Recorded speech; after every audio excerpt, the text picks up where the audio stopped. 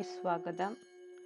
ഏറെ സവിശേഷതകൾ നിറഞ്ഞ സ്വർഗവാതിൽ ഏകാദശി വ്രതാനുഷ്ഠാനം എങ്ങനെയാണ് എന്നെല്ലാമാണ് നമ്മൾ പറയുന്നത്. ധനുമാസത്തിലെ വെളുത്തപക്ഷ ഏകാദശിയാണ് സ്വർഗവാതിൽ ഏകാദശിയായിട്ട് ആചരിക്കുന്നത്. ഏകാദശികളിൽ പ്രധാനമാണ് സ്വർഗവാതിൽ ഏകാദശി അഥവാ വൈകുണ്ഠ ഏകാദശി. ധനുമാസത്തിലെ വെളുത്തപക്ഷ ഏകാദശിയാണ് സ്വർഗവാതിൽ ഏകാദശിയായിട്ട് ആചരിക്കുന്നത്.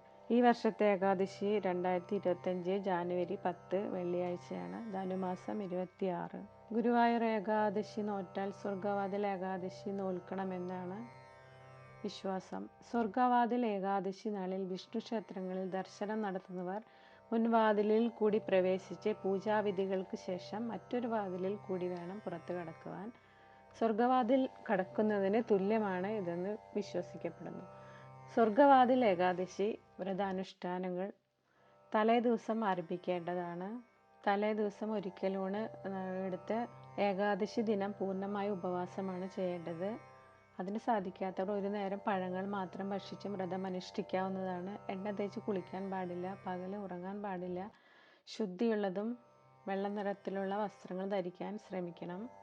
ആ ദിവസം ഏകാദശി ദിവസം വിഷ്ണു ക്ഷേത്രങ്ങളിൽ പോയി പ്രാർത്ഥിക്കുകയും വഴിപാടുകൾ ചെയ്യുകയും ചെയ്യുക. ഒരു വാതിലിൽ കൂടി കടന്ന് മറ്റൊരു വാതിലിൽ കൂടി പുറത്തു കടക്കുകയും ചെയ്യണം. മറ്റു ചിന്തകൾക്ക് ഇട നൽകാതെ വിഷ്ണു ദ്വാദശ നാമങ്ങൾ, വിഷ്ണു അഷ്ടോത്തരം, വിഷ്ണു സഹസ്രനാമം എന്നിവ ചൊല്ലുന്നതും കേൾക്കുന്നതും വളരെ ഉത്തമമാണ്. ഏകാദശി ദിവസം മുഴുവൻ ഓം നമോ നാരായണായ എന്ന അഷ്ടാക്ഷര മന്ത്രം ചൊല്ലാവുന്നതാണ്. ഓം നമോ ഭഗവതേ വാസുദേവ എന്ന ദ്വാദശാക്ഷരി മന്ത്രവും ചൊല്ലാവുന്നതാണ്. ഇത് 108 തവണ ചൊല്ലാൻ ശ്രമിക്കുക. ഈ ദിവസം തുളസി പൂജ ചെയ്യുന്നതും വളരെ ശ്രേഷ്ഠമാണ്. ഏകാദശിയുടെ പിറ്റേന്ന് ദ്വാദശി ദിവസം തുളസിയിലെ മലരുമിട്ട് പ്രത്യേകം തീർത്ഥം സേവിച്ച് വ്രതം അവസാനിപ്പിക്കാവുന്നതാണ്. പാരണ വീടൽ എന്നാണ് ഇതിന് പറയുന്നത്. പാരണ വീടൽ സമയത്ത് നമുക്ക് ചൊല്ലാവുന്ന ഒരു മന്ത്രമാണ് ബോക്ഷേഹും പുണ്ടരീകാക്ഷ ശരണം മേ ഭവാച്യുത. പുണ്ടരീകാക്ഷനായ ഭഗവാനെ ഞാനിതാ പാരണ ചെയ്യുന്നു, അങ്ങ് എനിക്ക് ശരണമായി ഭവിക്കണേ അച്യുത എന്ന ശ്ലോകം ഉരുവിട്ടുകൊണ്ട് വേണം വ്രതം അവസാനിപ്പിക്കുവാൻ. ഗുരുവായൂർ പത്മനാഭസ്വാമി ക്ഷേത്രം, വിഷ്ണു പ്രതിഷ്ഠയുള്ള മഹാക്ഷേത്രങ്ങളിലെല്ലാം സ്വർഗവാതിൽ ഏകാദശി ദിവസം വളരെ സവിശേഷമായിട്ടുള്ള പ്രാർത്ഥനകളും പൂജകളുമുണ്ട്. സവിശേഷമായിട്ടുള്ള ഫലപ്രാപ്തി നാരായണീയ ദശകങ്ങൾ ചൊല്ലാവുന്നതാണ്. ഏകാദശി ദിവസം വിഷ്ണു ക്ഷേത്ര ദർശനം നടത്തുന്നവർ പ്രധാന വാതിൽ വഴി അകത്ത് പ്രവേശിച്ച് ഭഗവാനെ തൊഴുത് പ്രാർത്ഥിച്ച് മറ്റൊരു നടയിൽ കൂടി പുറത്തേക്ക് ഇറങ്ങി വരണം. സ്വർഗത്തിൽ പ്രവേശിച്ച ഫലം ഉണ്ടാകുമെന്നാണ് വിശ്വാസം. വർഷത്തിലെ 24 ഏകാദശി വ്രതങ്ങൾ അനുഷ്ഠിക്കുന്ന ഭക്തന് വൈകുണ്ഠത്തിൽ സ്ഥാനം ലഭിക്കുന്നതിനൊപ്പം ഐശ്വര്യവും മോക്ഷപ്രാപ്തിയും ലഭ്യമാകും. ഏകാദശി വ്രതം അനുഷ്ഠിക്കുന്ന വ്യക്തി ജനന മരണ ബന്ധനങ്ങളിൽ നിന്ന് മുക്തനാകുമെന്നും വിശ്വസിക്കുന്നു. മാത്രവുമല്ല ശത്രുനാശം, സമ്പത്ത്, ഐശ്വര്യം, പ്രശസ്തി എന്നിവ കൈവരുകയും ചെയ്യും. പൂർവികരുടെ അനുഗ്രഹവും ഈ വ്രതത്തിലൂടെ നമുക്ക് ലഭിക്കുന്നതാണ്. ഏകാദശി വ്രതാചരണം നമ്മൾ ശ്രദ്ധിച്ച് തന്നെ ചെയ്യണം, അത് അറിഞ്ഞിരിക്കേണ്ടതുമാണ്. ദശമി, ഏകാദശി, ദ്വാദശി എന്നീ 3 ദിനങ്ങളാണ് ഏകാദശി വ്രതത്തിൽ വളരെ പ്രാധാന്യം അർഹിക്കുന്നത്. ദശമി നാളിൽ ഒരു നേരം മാത്രമാണ് നമുക്ക് ആഹാരം കഴിക്കാൻ പാടുള്ളൂ. ഏകാദശി നാളിൽ പൂർണ്ണമായിട്ട് ഉപവാസമാണ് ഉത്തമം. ജലപാനം പോലും പാടില്ല ഏകാദശി ദിനത്തിൽ എന്ന് വിശ്വസിക്കുന്നു. തുളസി തീർത്ഥമല്ലാതെ മറ്റൊന്നും കഴിക്കാതെ ഇരിക്കുന്നവരുമുണ്ട്. അതിന് സാധിക്കാത്തവർക്ക് ഒരു നേരം ഗോതമ്പ്, ചാമ എന്നിവ കഴിക്കാം. ലളിത വിഭവങ്ങൾ പയറ്, പുഴുക്ക്, പഴവർഗ്ഗങ്ങൾ എന്നിവയും കഴിക്കാവുന്നതാണ്. ഏകാദശി നാളിൽ വിഷ്ണു ക്ഷേത്ര ദർശനം നടത്തണം.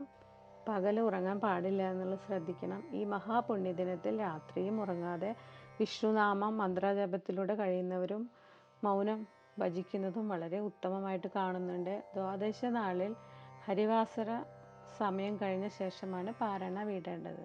വ്രതസമാപ്തിയിൽ തുളസി തീർത്ഥം സേവിച്ച ശേഷം ഭക്ഷണം കഴിച്ച് വ്രതം അവസാനിപ്പിക്കുന്ന ചടങ്ങാണ് പാരണ വീടുക. വ്രതദിനത്തിൽ രാവിലെ കുളിച്ച് വിഷ്ണു വിഗ്രഹത്തിലോ ഫോട്ടോയിലോ 108 തുളസിയില എടുത്ത് വിഷ്ണു ഗായത്രി മന്ത്രം ചൊല്ലി ഓരോ തുളസിയില വീതം വിഷ്ണു പാദത്തിൽ സമർപ്പിച്ച് പ്രാർത്ഥിക്കാവുന്നതാണ്. ഈ ഏകാദശി ദിവസം തുളസിയില നുള്ളിയെടുക്കാൻ പാടില്ല. ദ്വാദശി കഴിയുന്നതിന് മുൻപ് തുളസി തീർത്ഥം സേവിച്ച് പാരണ വിടണമെന്നാണ് വിശ്വാസം. ഏകാദശിയുടെ അവസാനത്തെ 15 നാഴികയും ദ്വാദശിയുടെ ആദ്യത്തെ 15 നാഴികയും ഒത്തുചേരുന്ന ഹരിവാസര മുഹൂർത്തത്തിൽ ഒന്നും തന്നെ ഭക്ഷിക്കാതിരിക്കുന്നത് അത്യുത്തമമാണ്. ഈ സമയത്ത് മഹാവിഷ്ണുവിൻ്റെ മഹനീയ സാമീപ്യം വളരെ കൂടുതലായിട്ട് ഭൂമിയിൽ അനുഭവപ്പെടുമെന്നാണ് വിശ്വാസവും. ഹരിവാസര സമയത്ത് നടത്തുന്ന മഹാവിഷ്ണു ഭജനം പരിപൂർണ ഫലസിദ്ധി നൽകുമെന്നും വിശ്വസിച്ച് കൊണ്ടുവേണം നമ്മളെല്ലാം പ്രാർത്ഥിക്കാനായിട്ട്. 2025 ജനുവരി 10 വെള്ളിയാഴ്ചയാണ് ഏകാദശി. 8 ബുധൻ നവമി 19 നാഴിക 2 മണി കഴിഞ്ഞാൽ ദശമി തുടങ്ങും ഉച്ചതിരിഞ്ഞിട്ട്. 9 വ്യാഴം ദശമി 14 നാഴിക 11 വിനാഴിക എന്ന് വെച്ചാൽ ഉച്ചയ്ക്ക് 12 മണി മുതൽ 23 മിനിറ്റ് ഉള്ള സമയത്ത് ദശമി കഴിയും. വ്യാഴാഴ്ച 9 ധനു 25 12:23 മുതൽ ഏകാദശി ആരംഭിക്കുന്നുമാണ്. ജനുവരി 10 21 മിനിറ്റ് വരെ അതുണ്ട് കേട്ടോ. പിറ്റേ ദിവസം ജനുവരി 10 രാവിലെ തന്നെ ഏകാദശി കഴിയുന്നുണ്ട്. ജനുവരി 10 9 നാഴിക 8 വിനാഴിക വരെയാണ് ഉള്ളത് പകൽ സമയത്ത് ഏകാദശിയുടെ. ജനുവരി 9 12:23 മുതൽ ഏകാദശി തുടങ്ങി ജനുവരി 10 10:21 വരെയാണ് ഏകാദശി ഉള്ളത്. മനസ്സിലായെന്ന് വിചാരിക്കുന്നു. ജനുവരി 9 12:23 മുതൽ ഏകാദശി തുടങ്ങും. ജനുവരി 10 10:21 വരെ ഏകാദശി ഉണ്ടാവും.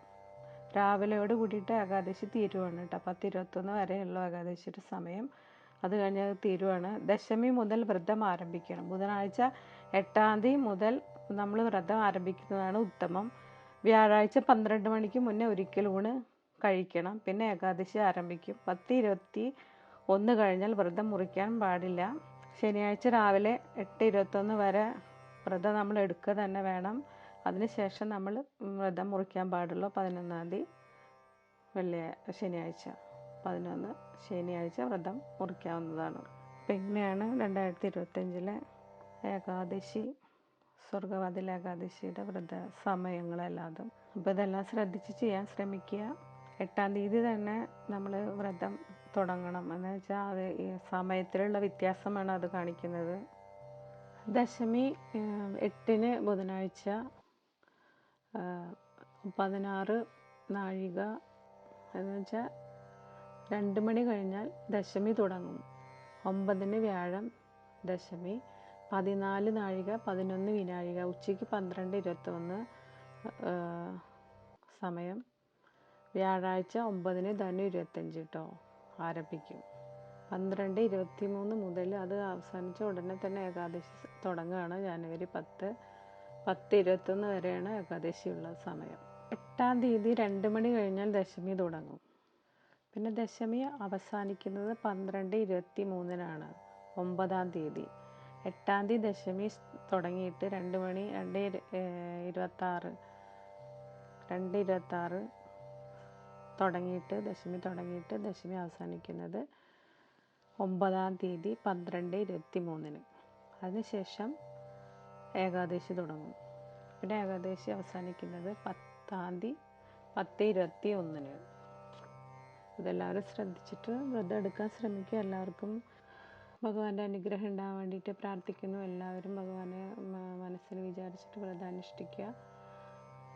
എല്ലാവർക്കും ഭഗവാന്റെ അനുഗ്രഹം ഉണ്ടാകാൻ വേണ്ടിയിട്ട് പ്രാർത്ഥിക്കുന്നു. എൻ്റെ വീഡിയോ ഇഷ്ടമായി ലൈക്ക് ചെയ്യാനും സബ്സ്ക്രൈബ് ചെയ്യാനും സപ്പോർട്ട് ചെയ്യാനും മറക്കരുത്. നന്ദി.